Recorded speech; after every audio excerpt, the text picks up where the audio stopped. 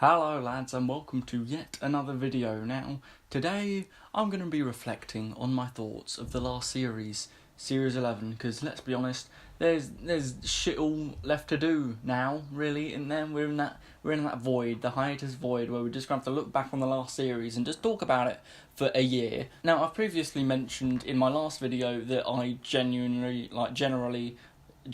liked Series 11. I thought it was a fun, enjoyable episodes, and from that positive review, I got a dislike-like ratio of, wow, at least 40% dislikes. Thanks, lads. Sorry for having a positive opinion. But, I don't think it's God's gift. It's definitely not an amazing series, and today I'm going to be talking about my criticisms of specifically Chris Chibnall's writing, because, just to make it clear, these are the actual episodes that Chris Chibnall has written, and some of these are my least favourite. So I'm just going to be reflecting on his writing strategies and see what he can do to improve. So I'm going to be giving constructive criticism, but criticism all the same, because apparently criticism is the only thing you live off, you utter vultures. So yeah, without further ado, let me just begin with just talking about things I think Chibnall can improve on, because he's a very competent writer. I think he just needs that extra step from becoming a competent writer to a very good writer. I think one of the first things that he really needs to work on, it was definitely the most striking thing for me when I was watching his episodes, is the fundamental writing law of show, don't tell. And he's definitely been trying to do this, but a good 3 out of 4 of his episodes have been very exposition heavy, and we've seen characters talking about what's happening rather than actually seeing what's happening itself. The worst case for this was the Tangerine conundrum, where it was talking about how big of a threat the Pating is and how it's stripping away the ship, and it's taking away all the shielding or I don't know, whatever happened, but we never actually saw it happen. Even just a couple of VFX shots of the Pating crawling on the hull of the ship, sort of like that one Twilight episode with the gremlin and the plane. It just, if we saw it munching away and taking away all the fundamental bits of the ship and stripping it away, that would have been more of a threat, because we'd have seen what's going on. We wouldn't have to rely on a blip on a map and someone saying, oh no, the Pating is getting closer, it is very much a threat, you've got to believe us. I think Chibnall definitely tried this in some of his episodes, and one of the episodes which I think had a load of potential in this but just wasn't utilised properly was the Ghost Monument, and it was a very unique take that Chibnall tried to do here, and it could have worked so well, but it just didn't, because what the Ghost Monument basically tried to do, instead of showing us how much of a threat the Stenza was by the basic let's see him invade a planet, we got to saw the aftermath of one of their invasion and what the Stenza actually did afterwards. So it's too late to save the planet, it's already gone, this is what they could do. But that wasn't utilised fully, even when in an episode that was specifically crafted to show us, it was still full of exposition. We had characters saying, don't go out at night. We had characters saying, don't step in the water, it's toxic. No one actually fell in the water. The only thing that happened at night was the remnants just floated around a bit and taunted them. There was no real actual threat. I think the story sort of had to have the two supporting casts going in together and claiming the prize for each of them as a shared thing. That was a nice little touch. But I think even if there was 5 components and 3 of them died, that would have been more. That would have given it an extra something, so we could actually see how much of a threat the Stenza made desolation. How we saw how much of a deadly world they've made it. We could see that in action rather than people just telling us. Because I think the Ghost Monument had so much potential, but it was just let down by just being full of nothing. Talking about the Ghost Monument and the Stenza and stuff, that sort of weaves into my next point, in that Chris Chibnall needs to sort of weave a story arc throughout it, because I respect what he's doing. I'm glad that he's keeping his stories more contained and more personal. For example, the threat in The Woman That Fell to Earth was very much contained to the group that we were following. It wasn't a city-wide or a worldwide event. It was just a threat that was targeted to these specific characters, which I liked.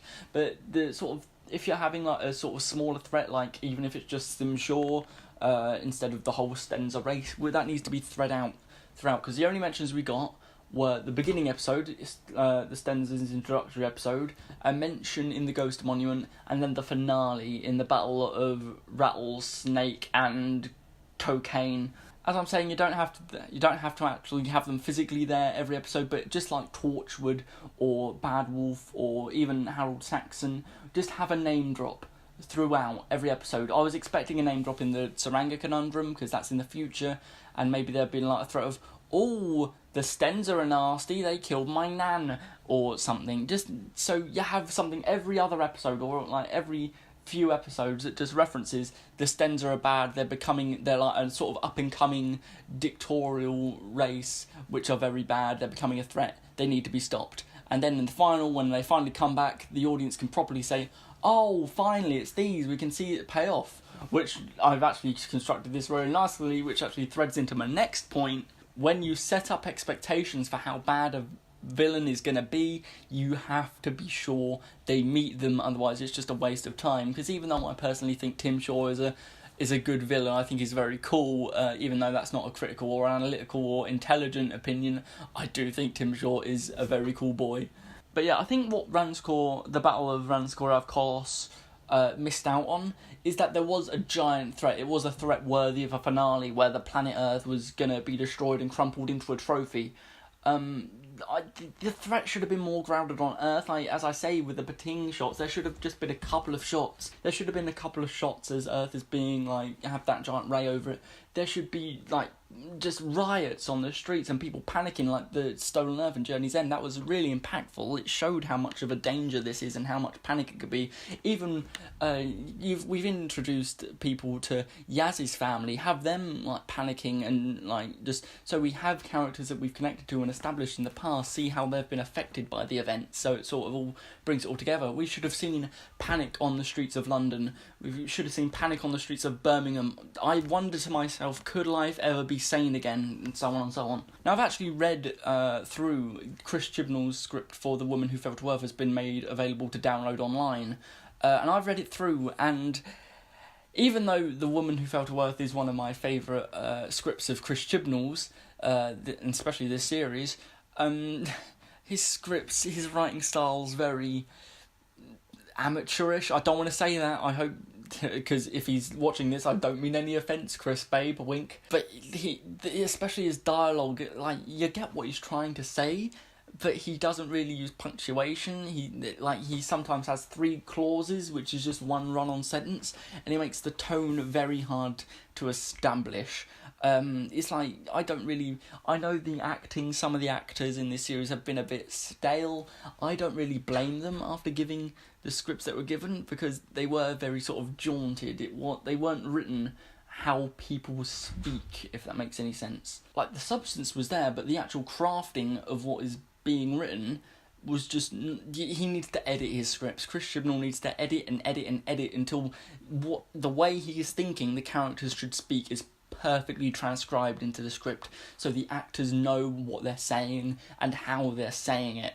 He uses some phrases, especially in parentheses, as stage direction. He says that, the Doctor says a quote, so sad, or so angry. It's okay, so that's the emotion behind it, but when you add commas, you add breaths. There's emotions with the commas, and it paces it out. If you've just got one run-on sentence, it's just hello, I am the Doctor, I am here to stop you, you are a bad person, I am sorting out fair play in the universe, I am the Doctor, thanks. It just doesn't make sense. That's not how people speak. It's a technical thing which grinds my gears, but he needs to work on that. And another piece of advice, my last piece of advice to Chibnall going into this, is that he loads Chekhov's gun quite a few times, especially in the first half of the series, but it never ends up being loaded. For those who don't know, Chekhov's gun is a writing device where if, for example, a gun is shown in the first half of a story, it will be used by the third act. It's that basically thing, like Thor Ragnarok, that's a perfect example. We've got the bald head bloke with the arrow on his face, show his weapons off to the lady friends, and then he actually shoots an army with the guns in the third act. It's a perfectly sort of callback. You're setting something up for it to be used later. You get what I mean. A lot of things are set up, especially in the first episodes, but they're never brought back. For example, Graham's cancer. It's good that we've set that up so he feels more human, he's got some substance to him, but it's never mentioned again. Now, obviously, Graham's in the next series, so Chris Chibnall might be playing the long game, and Graham could, his cancer can come back with a vengeance then, which I think would be sort of worthwhile.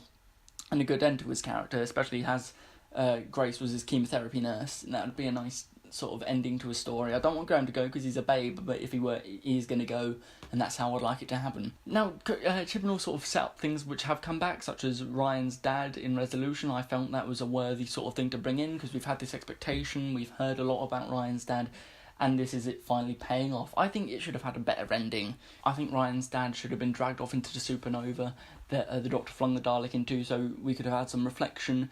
And even though it is hard on Ryan to lose his nan, his mum and his dad, it could really bring forth that sort of story arc, because he was just left and he was like, yeah, alright. And Ryan was just like, okay, bye. And this is a figure that hasn't been in his life. Either reconnect with that character, bring him on board the TARDIS so we can have that sort of connection with him. I wouldn't recommend that because there's not enough screen time for the three of them as it is. Yaz is very lackluster, but or just have him die. The ending of Resolution called for a death, and there just wasn't one. And people have got to die. So yeah, what do you think about Chibnall's writing? Well, I know what you think. You've told me very plainly what you think in the comments on my last video, so I don't bother with that again. Hopefully you enjoyed this criticism, because it's the only thing you people seem to enjoy. And that's me done. That's me done for the day. Okay. Bye.